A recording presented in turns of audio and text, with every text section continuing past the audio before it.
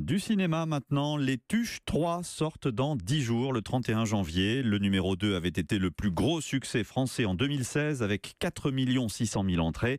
Les Tuches 3, Liberté, Égalité, Fraternituche, c'est le titre, ça vous fait rire, a été présenté en avant-première hier soir au Festival de comédie de l'Alpe d'Huez.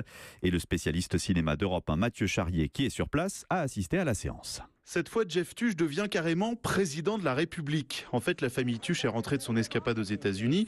Jeff est devenu maire de Bouzolles, leur village, et il pensait que le TGV allait enfin s'y arrêter.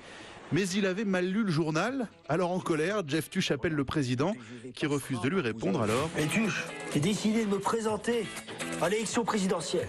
Ah, c'est une bonne décision, mon Jeff, mais tu tombes la pousse d'abord.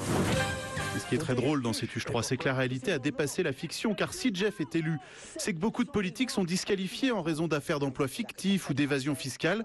Or, le scénario de ces Tuches 3 a été écrit avant la campagne pour les présidentielles de 2017, explique Jean-Paul Roux. On a tourné le film, Macron venait d'être élu.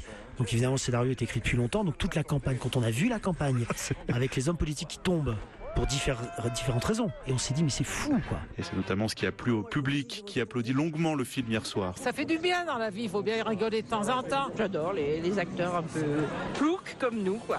Jeff Tuche président, ça vous plaît? Oui, au moins il nous fera peut-être rigoler, lui. En cas de nouveau succès, Jean-Paul Roux a déjà envie d'écrire un 4e Tuche, mais cette fois, loin du monde politique. Au Festival du film de comédie de l'Alpe d'Huez, Mathieu Charrier, Europe 1.